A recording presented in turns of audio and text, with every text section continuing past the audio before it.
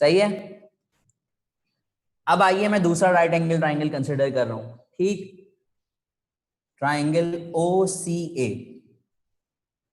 ओ C ए, ये वाला right angle triangle consider कर रहा हूं। ठीक है, और से देखिएगा ये वाला राइट एंगल ट्राइंगल अलग से भी ड्रॉ कर देता हूं ताकि समझ में आ जाए। ओ सी ए, जिसका ये एंगल 90 डिग्री है, ये एंगल थीटा है। ये एंगल हमें नहीं पता तो ये मैं इसको एज इट इज ही रख रहा हूं अभी। एक ट्राइंगल के तीन एंगल्स का सम क्या होता है? 180 डिग्री होता है। जरा तीनों को सम अप करें। Theta plus 90 plus O C ए, ओ सी ए, ये वाला एंगल हो गया 90 प्लस थीटा। इन तीनों एंगल्स का सम 180 होगा, बिल्कुल होगा। प्लस का 90 उधर जाकर माइनस हो गया तो क्या बचा? Theta plus angle O C A equals to 90 degree. सही है। अब जरा इस इक्वेशन और इस इक्वेशन को देख लीजिए। ओ सी ए प्लस एल्फा भी 90 है, ओ सी ए प्लस थीटा भी 90 है। तो अगर ये 90 और ये 90 है, दोनों को कंपेयर करेंगे तो ओ सी ए से ओ सी ए कैंसिल। अगर मैं इतनी चीज को इक्वेशन 1 बना दूं, सही है, और इस चीज को मैं इक्वेशन 2 बना दूं तो दोनों 90 के बराबर हैं, तो कंपेयर कराएंगे। जब दोनों इक्वेशन को कंपेयर करवाएंगे तो एंगल ओ सी ए प्लस एल्फा किसके बराबर हो जाएगा? एंगल ओ सी ए प्लस थीटा के। तो ओ सी ए से ओ सी ए कैंसिल, तो आ गया ना अल्फा थीटा के बराबर। इस तरह होता है अल्फा और थीटा बराबर। ये एक एक्स्ट्रा चीज थी जो कि आप लोगों ने मुझसे पूछी थी तो मैंने बता दी। सही है ना? वरना ये चीज आपसे पूछेंगे नहीं कि इसको ड्राइव करके बताएं कि ये थीटा और ये अल्फा बराबर होता है। जल्दी से इसको नोट कर लें ताकि आगे बढ़े।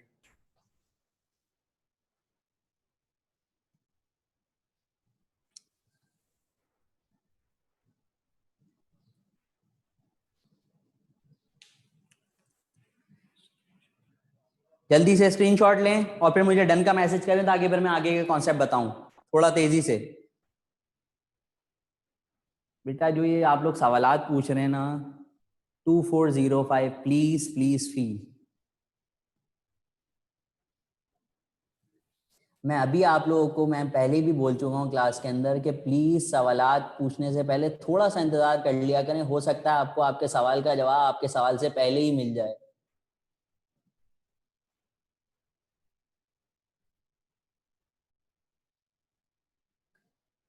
सही।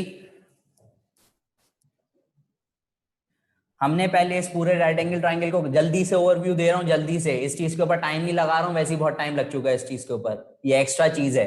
ये पूरा राइट एंगल ट्राइंगल कंसिडर करा हमने जिसमें ओ सी बी 90 डिग्री था। ये पूरा एंगल 90 डिग्री था, ओ सी बी 90 डिग्री। इस 90 डिग्री को हमने स्प्लिट करके दो एंगल्स में लिख दिया, ओ सी ए ये वाला एंगल प्लस एल्फा, ओ सी ए प्लस एल्फा 90। ये इसको मैंने इक्वेशन 1 बना दिया।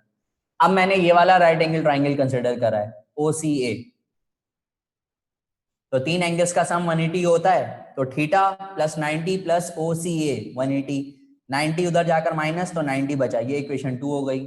90 इसके भी बराबर, 90 इसके भी बराबर, दोनों को कंपेयर कर लिया। ओसी से ओसीए से ओसीए कैंसिल, तो अल्फा थीटा के बराबर आ गया। तो हमेशा ये एंगल बराबर होते हैं इसलिए। सही है। चलें जी, आगे के कुछ कॉन्सेप्ट बता रहा हूं, इसको मिटा रहा हूं मैं। आगे के कुछ कॉन्सेप्ट्स और समझा रहा हूं, गौर से सुनिएगा जो बातें बता रहा हूं। इसके अंदर जो कुछ और मैक्स मुझे चीजें समझानी हैं जो कि आप लोगों के आगे काम आएंगी। मैंने 3.1 और 3.2 का आपको शॉर्टकट बता दिया था। मैंने कहा था जब भी nth सेकंड की बात होगी तो हम क्या फॉर्मूला यूज करेंगे वो सब आपको पता है। vi plus a/2 2n-1।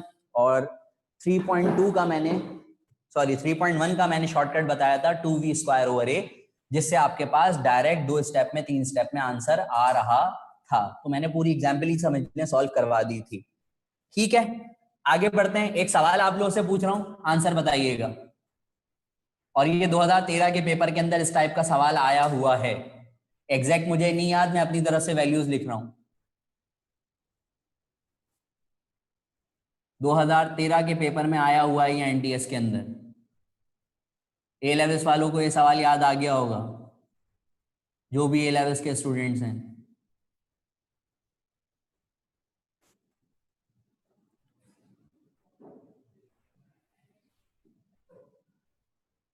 एक बॉडी एक्स है, एक बॉडी वाई है।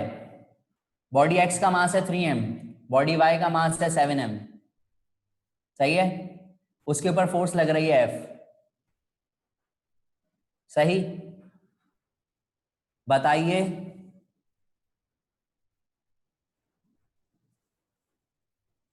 ब्लॉक एक्स कितनी फोर्स लगा रहा है ब्लॉक वाई पर? Force exerted by X on Y. लिख लीजिएगा इसको अगर लिखना चाहें लाइन को। Force exerted by block X on Y. ये डायग्राम गिवन थी पेपर में और यही पूछा हुआ था। सवाल हो सकता है वैल्यूज चेंज थी, मैंने ऐसे ही लिख दिया है, थीम समझा रहा हूं सिर्फ सवाल की। Find the force exerted by block X on Y. जल्दी से आंसर दीजिए।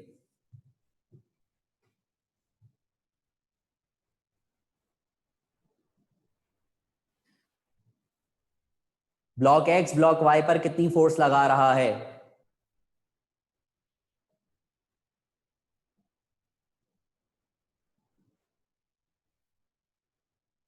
बेटा एफ फोर्स तो कंप्लीटली दोनों बॉडी के ऊपर लग रही है ना।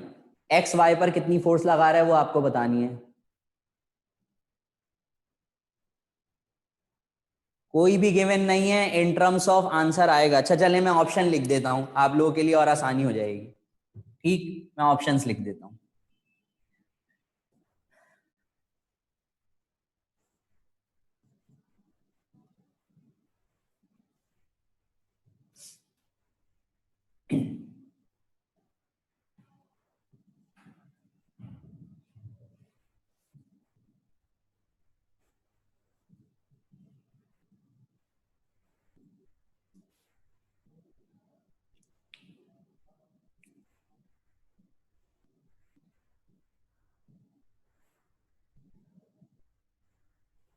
चलें अब आंसर बता दें, क्या आंसर होगा जल्दी से। मैंने ऑप्शंस भी लिख दिए। ये 2F/3 जो है ना 2013 के पेपर के अंदर ये आंसर था, वही आंसर बता रहे हैं आप लोग।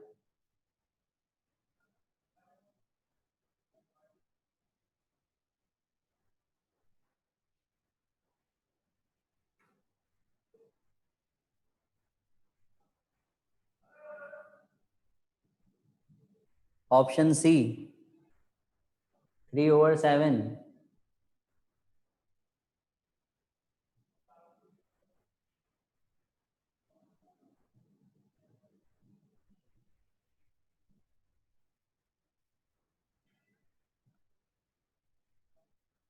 चलें अब इसका आंसर देखते हैं। अब जरा गौर से सुनिएगा।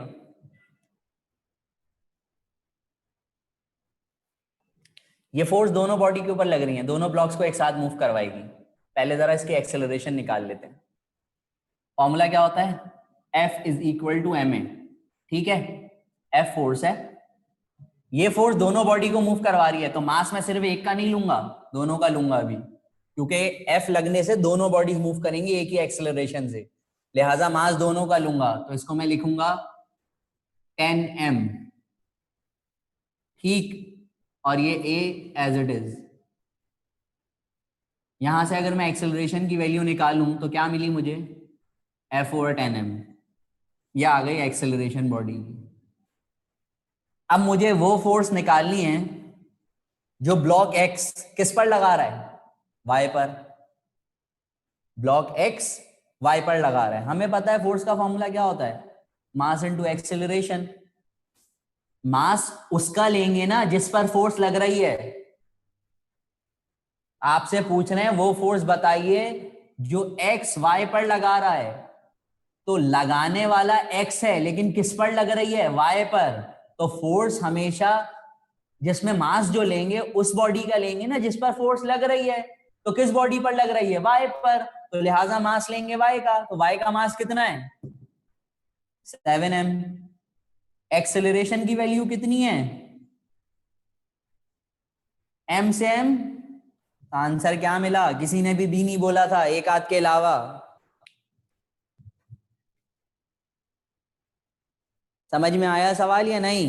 ए लेवल्स वाले उनको तो याद आना चाहिए सवाल।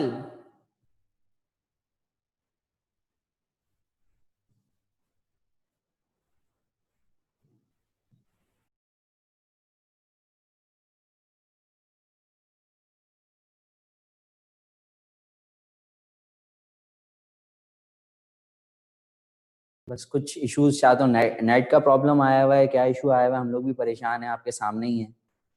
फिलहाल इस सवाल में कोई प्रॉब्लम तो नहीं है? रिपीट कर दूं?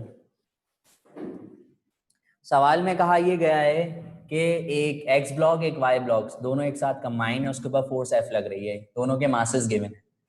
आपसे पूछ रहे हैं बताइए ब्लॉक एक्स ब्लॉक वाई पर कितनी फोर्स लगा रहे हैं। तो जब इस बॉडी के ऊपर फोर्स लगेगी तो ये एक्स और वाई दोनों को मूव करवाएगी एक ही एक्सेलरेशन से, कांस्टेंट एक्सेलरेशन से। सही है? तो फोर्स तो वेरी नहीं कर रही, तो कांस्टेंट एक्सेलरेशन से आगे मूव करेगा। सही है? तो दोनों सेम एक्सेलरेशन से मूव करेंगे तो पहले हमने एक्सेलरेशन निकाली है, फिर इक्वल्स टू एम ए से।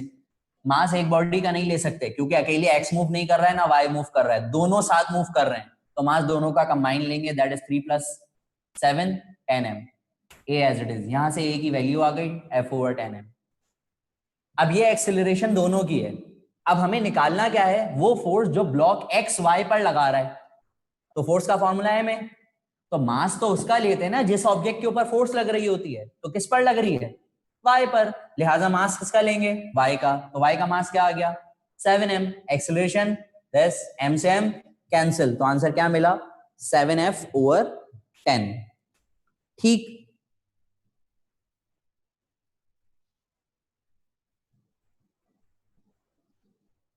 यहां तक क्लियर है? कोई इशू तो नहीं है किसी को?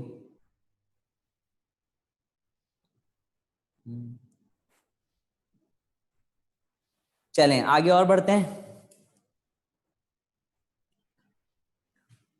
ये 2013 में आ चुका है इस टाइप का सवाल, एज इट इज एग्जैक्ट तो नहीं था, मैंने सिर्फ वैल्यूज को चेंज करा। कुछ एक दो कॉन्सेप्ट्स और आप लोगों को समझा रहा हूं, गौर से समझिएगा और सुनिएगा।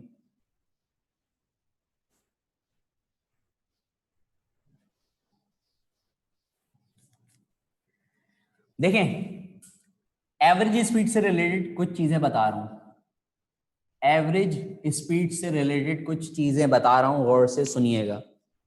एवरेज स्पीड होती क्या है? फॉर्मूला मेरे ख्याल से सबको पता होना चाहिए, और अगर नहीं पता तो खैर मैं बता रहा हूं। एवरेज स्पीड का फॉर्मूला होता है क्या होता है? Total distance over total time, यही होता है। Total distance over total time, ये होता है आपका एवरेज स्पीड का फॉर्मूला। सही है? अब इसके दो किस्म के फॉर्मूले होते हैं, किसी के जहन में हो सकता है यही हो कि एवरेज स्पीड जो होगी उसका फॉर्मूला, यानी कि चले मैं एक सवाल पूछ लेता हूं, चलें छोड़ें, बस आप लोगों से एक सवाल मैं पूछ लेता हूं। सपोज के एक पॉइंट ए है और एक पॉइंट बी है। सही? एक कार ए से बी मूव कर रही है, एक कार ए से बी मूव कर रही है। सही? सपोज कि उसने जो है ए से बी तक जाते हुए उसकी जो स्पीड है वो v1 है। सही? और बी से ए तक आते हुए उसकी स्पीड जो हो गई वो v2 हो गई। दोबारा सुनिएगा सवाल। एक कार मूव कर रही है ए से बी, जब वो ए से बी जा रही है तो इस स्पीड से जा रही है, बी से ए आ रही है तो इस स्पीड से आ रही है, तो उसकी एवरेज स्पीड बताइए होल जर्नी की क्या होगी? जी आंसर बताइए जरा टाइप करके। इससे पहले कुछ भी नहीं पढ़ा है बेटा, बस एक सवाल वही वाला रिपीट कर रहा था मैंने। एनटीएस का एक सवाल डिस्कस करा था मैंने, इस सवाल को दोबारा सुन लें जो मैंने पूछा है। एवरेज स्पीड से रिलेटेड फॉर्मूला मैंने आपको बता दिया, total distance over total time होता है, आपको पता ही होगा।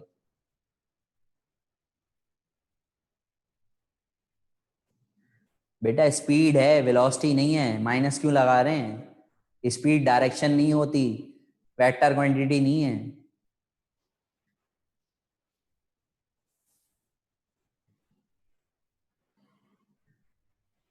v1 v2 बराबर थोड़ी है, मैंने कहा है कि एक बॉडी ए से बी मूव कर रही है,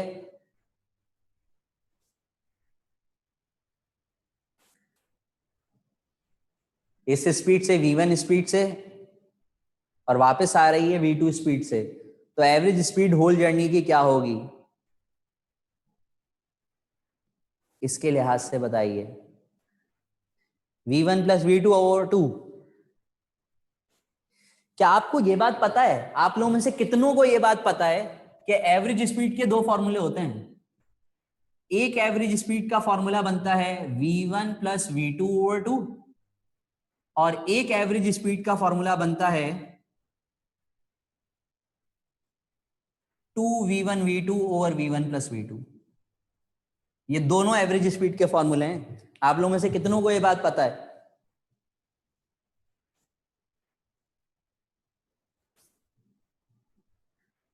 v1 प्लस v2 ओवर 2 भी होता है, और एक 2v1 v2 over v1 plus v2। अगर कोई आप लोगों के ग्रुप में इस वक्त AKU वाला बैठा हुआ है, तो AKU के ग्रुप के अंदर मैं ये चीज पहले ही बता चुका हूं। बेटा क्लास तकरीबन 20 मिनट हो चुके हैं, एक सवाल मैंने स्टार्टिंग में डिस्कस कर लिया है। अगर कोई आपके ग्रुप में इस वक्त AKU वाला बैठा हुआ है तो ये बात मैं डिस्कस कर चुका हूं। चलें खैर छोड़ें। अब देखें ये दोनों फॉर्मूले कब यूज होंगे, गौर से इस बात को समझिएगा। क्या बताना चाह रहा हूं मैं, गौर से सुनिएगा।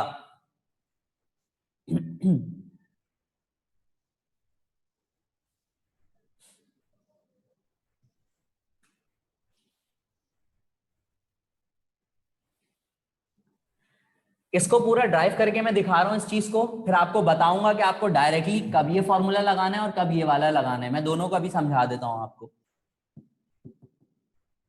ए से बॉडी बी मूव कर रही है, बी से ए आ रही है, इस स्पीड से जा रही है, इस स्पीड से वापस आ रही है। एवरेज स्पीड हमें निकालनी है, फॉर्मूला लिखा हुआ है total distance over total time. और से देखिएगा मैं फॉर्मूला ड्राइव करके दिखा रहा हूं।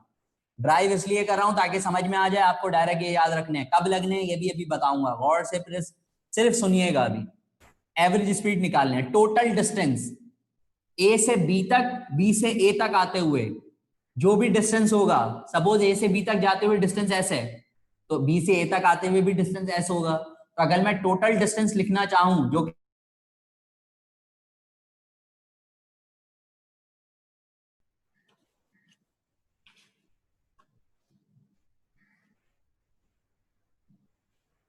बिल्कुल होगा बेटा, रिकॉर्डेड लेक्चर, यहाँ सारे लेक्चर्स रिकॉर्ड हो रहे हैं, आप लोगों को मिलेंगे। लेकिन जब यहाँ क्लास स्टार्ट हो जाएगी उसका ऑल्टरनेट भी हम सोचेंगे। जाहिर सी बात है, हमें इस चीज का अंदाजा है आप लोगों की तरफ से भी इश्यूज हो सकते हैं, लाइट जा सकती है, कुछ भी हो सकता है, तो उसका भी कोई ना कोई ऑल्टरनेट निकालेंगे, जरूर निकालेंगे, आप लोग परेशान ना हो।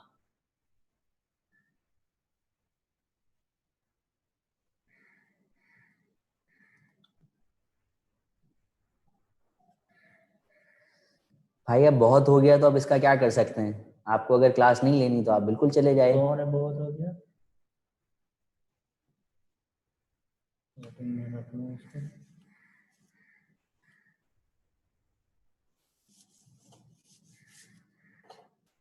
नेटवर्किंग में प्रॉब्लम आ रही है, हम क्या करें। उसका भी हम करेंगे कि अगर इंस्टीट्यूट नहीं भी खुले तो कुछ ना कुछ ऐसा करा जाएगा कि आप लोगों को दोबारा रिकॉर्डेड लेक्चर्स यहाँ पे सुनाए जाएंगे, कुछ ना कुछ करेंगे। मैं समझ रहा हूँ इस बात को। टेम्पो थोड़ा सा हो रहा है भाई, मजबूरी है, क्या करें, कह तो रहा हूँ आप लोगों से। आखिरी हल रह गया बस मेरा, क्या आप लोग के आगे हाथ जोड़ूं क्या? अब बता तो रहा हूँ, थोड़ा समझे ना आप लोग भी।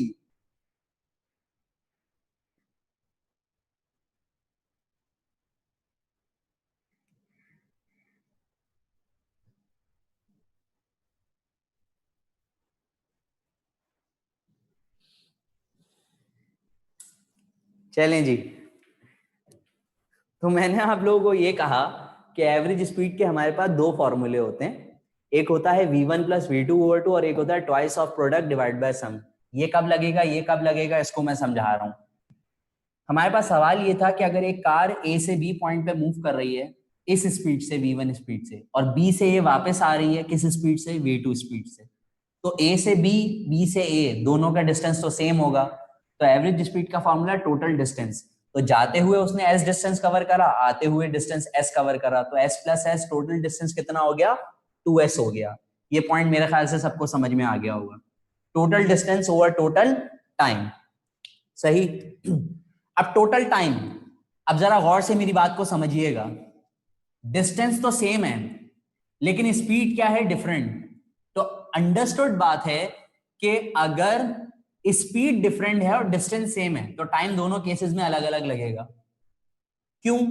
सपोज के जाते हुए इसकी स्पीड ज्यादा होगी, सपोज अगर ज्यादा है तो जब स्पीड ज्यादा है तो वो इसी डिस्टेंस को कम टाइम में कवर कर लेगी कार, और अगर आते हुए उसकी स्पीड कम है तो वो उसी डिस्टेंस को ज्यादा टाइम में कवर करेगी। तो इसका मतलब जब डिस्टेंस सेम होगा और स्पीड डिफरेंट होगी तो टाइम भी उसको क्या लगेगा? डिफरेंट लगेगा। तो सपोज कि टाइम जाते हुए उसको लग रहा है t1, आते हुए टाइम कितना लग रहा है? t2 लग रहा है। तो टोटल टाइम अगर हम लिखना चाहें तो टोटल टाइम हो जाएगा t1 प्लस t2 के बराबर। यहां तक मेरे ख्याल से सबको समझ में आ जाएगा।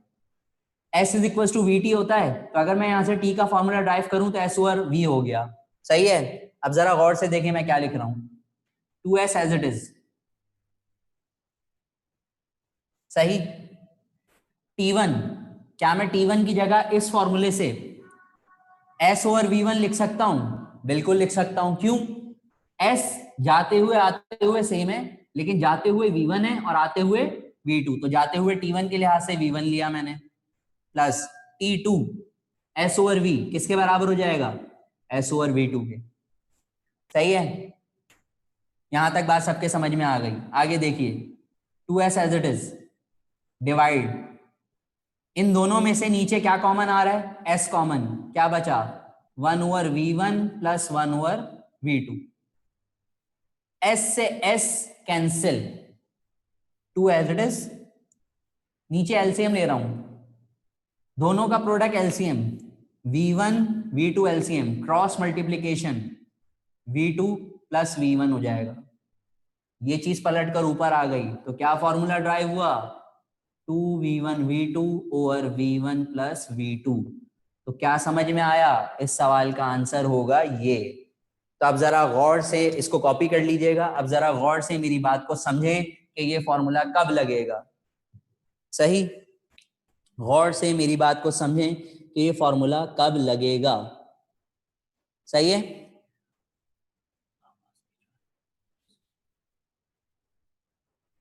ये फॉर्मूला कब लगेगा? गौर से समझें इस बात को। जब स्पीड डिफरेंट हो, डिस्टेंस सेम हो, तो ये फॉर्मूला लगता है एवरेज स्पीड का। नोट कर लें इस बात को जो मैं कह रहा हूं। जब स्पीड डिफरेंट हो, डिस्टेंस सेम हो, तो अंडरस्टूड सी बात है। अब ये मत लिखिएगा कि टाइम भी डिफरेंट होगा, तो ये अंडरस्टूड है कि अगर एक चीज सेम होगी बाकी दो चीजें डिफरेंट होनी है, हर हालत में डिफरेंट होनी है। डिस्टेंस सेम होगा तो स्पीड और टाइम डिफरेंट होगा। सही है? तो कोई भी एक चीज जो सेम होगी बाकी दो चीजें डिफरेंट होंगी। तीन चीजें है ना, एस वी टी, तो एस सेम तो वी और टी दोनों क्या होगा? डिफरेंट होगा। तो twice of the product divide by sum, ये फॉर्मूला कब लगेगा? 2V1 V2 और V1 plus V2 average speed का, जब स्पीड डिफरेंट हो, टाइम डिस्टेंस सेम हो।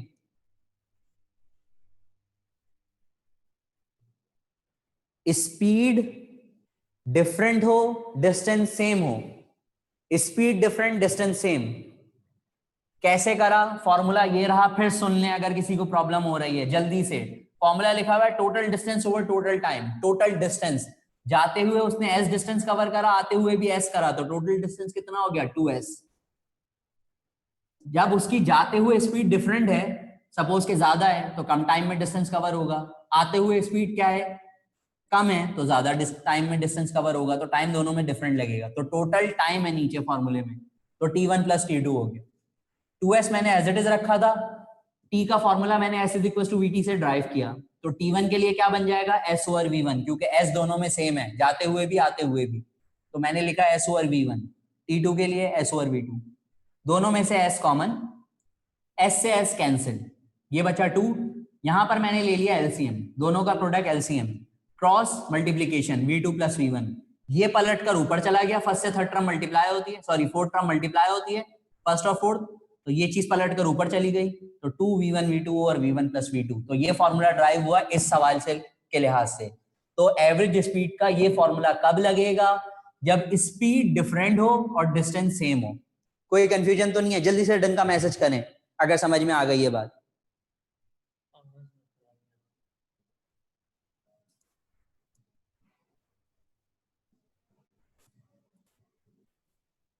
ठीक है, थैंक यू सो मच। तो इसका मतलब आपको ये क्लियर हो गया कि एवरेज स्पीड का ये फॉर्मूला हम जब लगाएंगे जब स्पीड डिफरेंट होगी और डिस्टेंस सेम होगा। तो हमारी बात हो गई इस फॉर्मूले की। अब आइए जरा इस फॉर्मूले को समझते हैं कि ये फॉर्मूला कब लगता है। बेटा फर्स्ट फॉर्मूले से ही ये दोनों फॉर्मूले ड्राइव हुए हैं, सही है। तो ये मैंने बता दिया, फर्स्ट फॉर्मूले से ही ये दोनों लगेंगे, सही। तो फर्स्ट फॉर्मूले से ही इन्हीं को हम करेंगे, इन्हीं से बनेंगे, इन्हीं से बनेंगे। फर्स्ट फॉर्मूले में अगर डिस्टेंस की बात करी भी होगी कि जाते आते हुए, तो डायरेक्ट फिर ये लग जाएगा। मैं अभी ये दो कंडीशन समझा रहा हूं आपको, ठीक। अच्छा जी, अब आइए इस चीज को समझते हैं। इस चीज को मैं रब कर रहा हूं, अगर किसी को स्क्रीनशॉट लेना है तो जल्दी से ले लें ताकि फिर मैं रब करूं।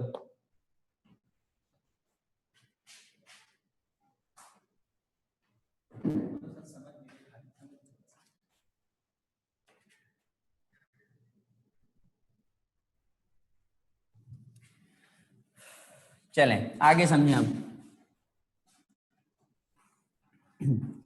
ये पहला वाला फॉर्मूला कब लगेगा एवरेज स्पीड का, यानी कि पहले वाले से मुराद ये वाला v1 प्लस v2/2। गौर से सुनिए बात। सपोज आपसे कह रहे हैं एक कार स्टार्ट हो रही है यहां से, सही है। उसने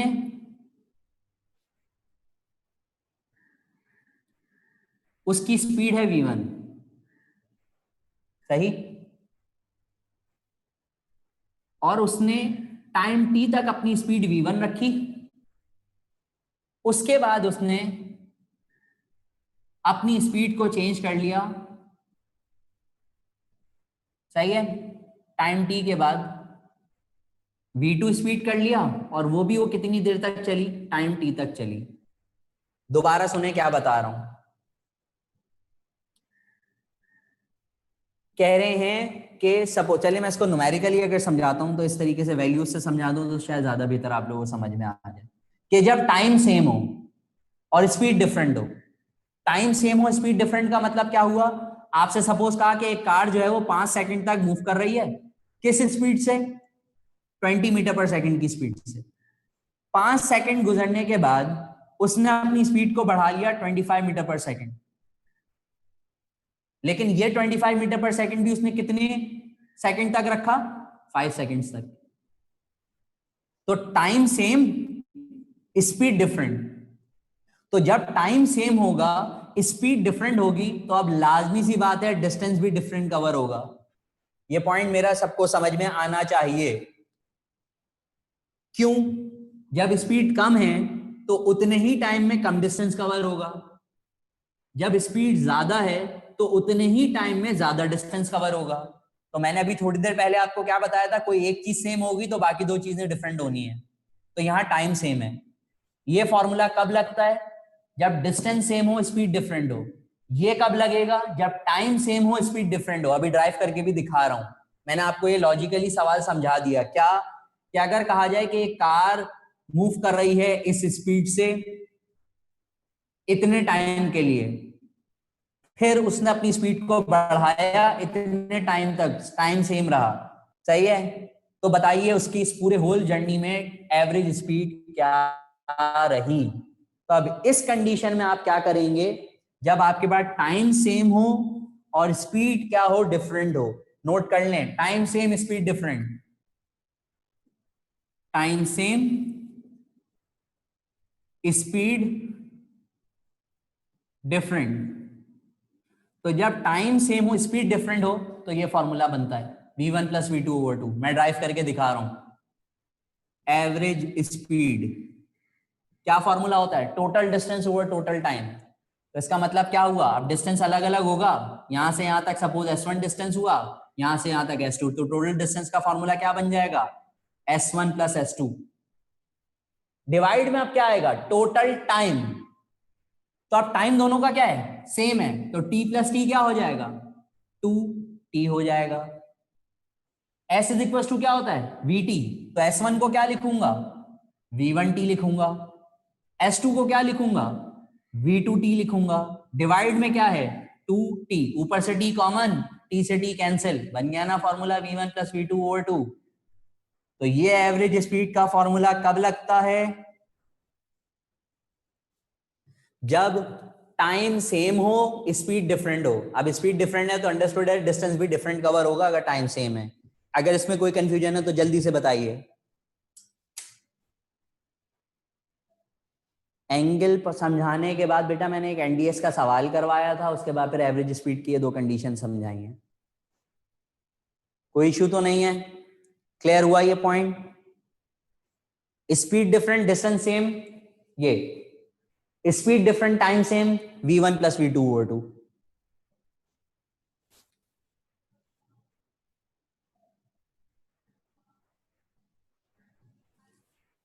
एवरेज स्पीड जीरो क्यों होगी भाई?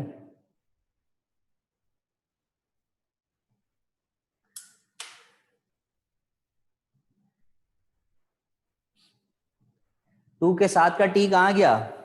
मेरा दिल नहीं चाह रहा था, मैंने इसलिए नहीं लिखा, अभी तो समझाया।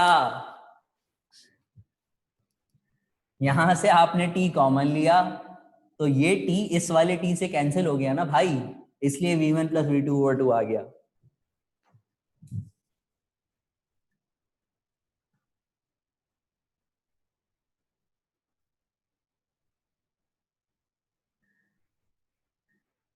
सही, एक बार रिपीट कर दूं। यहां पर क्या कहा जाएगा कि अगर टाइम सेम है और स्पीड बॉडी की डिफरेंट है तो आपको एवरेज स्पीड बताइए क्या होगी। तो एवरेज स्पीड का फॉर्मूला ये कैसे? टाइम सेम स्पीड डिफरेंट तो डिस्टेंस डिफरेंट कवर होगा। फॉर्मूला क्या है? Total distance. टोटल डिस्टेंस क्या बना? s1 प्लस s2, क्योंकि डिस्टेंस डिफरेंट कवर होगा।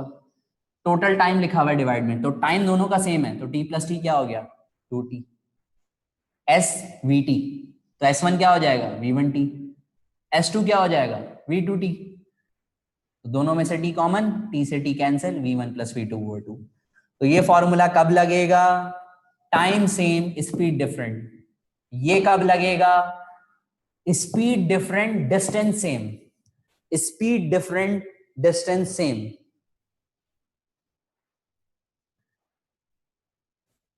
बेटा डिफरेंट हो या सेम हो, स्पीड की बात कर रहे हैं, वेक्टर क्वांटिटी नहीं है स्पीड।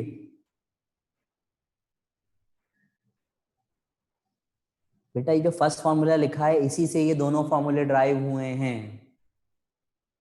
इसी से ये दोनों फॉर्मूले ड्राइव हुए हैं। अगर आपको डिस्टेंस के लिहाज से पूरी बात करी हुई हो कि टोटल डिस्टेंस इतना कवर हो रहा है, टोटल टाइम इतना कवर हो रहा है, तो फिर तो एवरेज स्पीड का पहला वाला डायरेक्ट लगा दीजिएगा। अगर टोटल डिस्टेंस गिवन हो, बताया हुआ हो कि बॉडी टोटल डिस्टेंस इतना कवर कर रही है और टोटल टाइम उसको इतना लग रहा है इतना डिस्टेंस कवर करने में, तो पहला वाला डायरेक्ट लगाइएगा। और अगर स्पीड गिवन होगी तो स्पीड गिवन होने का मतलब फिर आपको देखना पड़ेगा कि डिस्टेंस सेम दिया हुआ है या टाइम सेम कहा हुआ है। तो अगर डिस्टेंस सेम तो ये फॉर्मूला, टाइम सेम तो ऊपर वाला फॉर्मूला।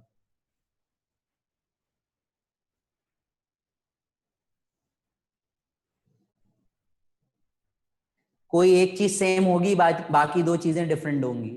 अगर डिस्टेंस सेम होगा तो स्पीड और टाइम डिफरेंट, टाइम सेम है तो स्पीड और डिस्टेंस डिफरेंट। जी बच्चों, कोई कंफ्यूजन किसी को? फिर पूछ रहा हूं, जितना भी पढ़ा आज थोड़ा सा ही पढ़ा, कोई बात नहीं।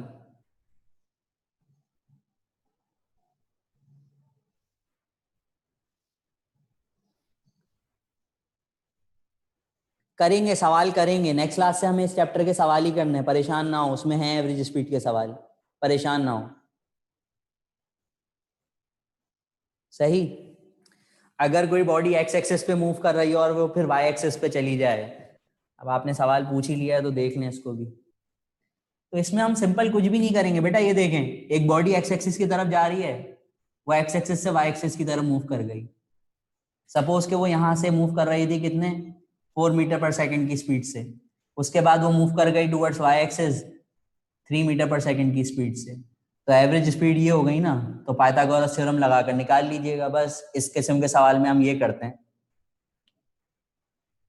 ठीक है, तो ये इनका रिजल्टेंट बन गया ना, तो ये पाइथागोरस थ्योरम से निकल जाएगा, 5 आ जाएगा, खत्म। क्लियर है बच्चों?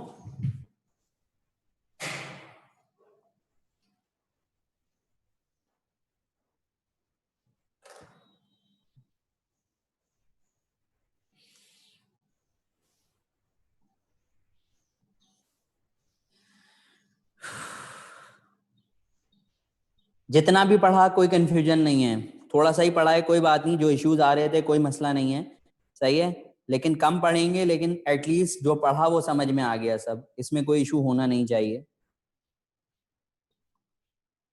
ये बेहतर चीज है ज्यादा। ठीक है,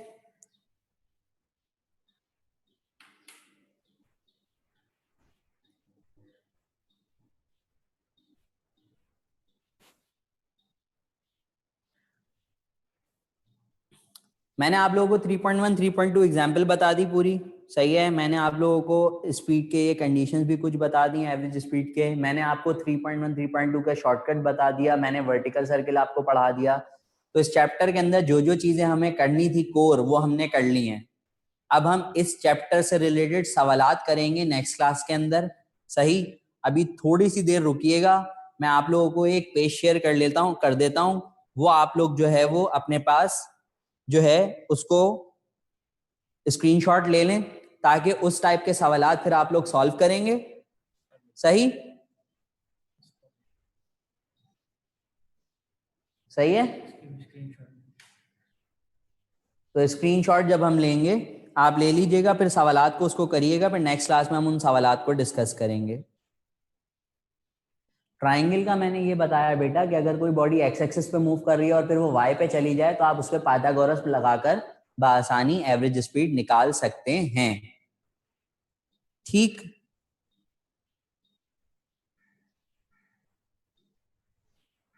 नेक्स्ट चैप्टर कौन सा स्टार्ट करेंगे? चैप्टर 2 स्टार्ट करें नेक्स्ट? बेटा किसी और से ले लीजिएगा, 1 मिनट कर रहा हूं बस स्क्रीन शेयर, मैं देखता हूं कहाँ है। ठीक है, चलें चैप्टर 2 इंशाल्लाह भी स्टार्ट करेंगे फिलहाल। हाँ हाँ, बुक मार्किंग भी मिल जाएगी, परेशान ना हो। म्यूट करिएगा इसको, मैं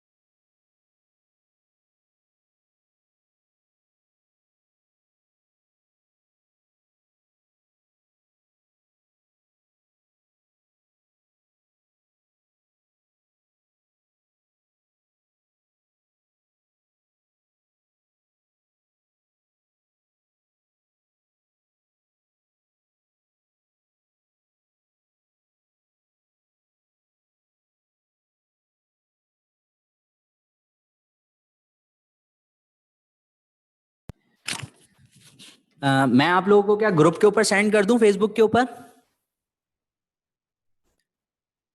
पीडीएफ की फाइल वहां पे बनाकर मैं शेयर कर देता हूँ, ये कर लेता हूँ, आप लोग आराम से वहां से फिर जो है ना सब एक्सेस कर लेंगे उसको।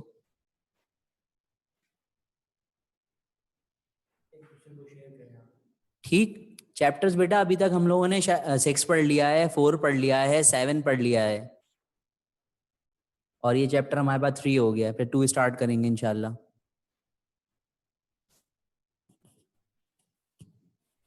जी जी अभी कर देता हूँ, अभी कर देता हूँ, मैं अभी कर देता हूँ जाके। तो आप लोग जो है वो उसको वहां से डाउनलोड कर लीजिएगा और फिर उसको सॉल्व करके रखिएगा। फिर इंशाल्लाह जब भी नेक्स्ट क्लास होगी तो हम नेक्स्ट क्लास में उसको सॉल्व करेंगे।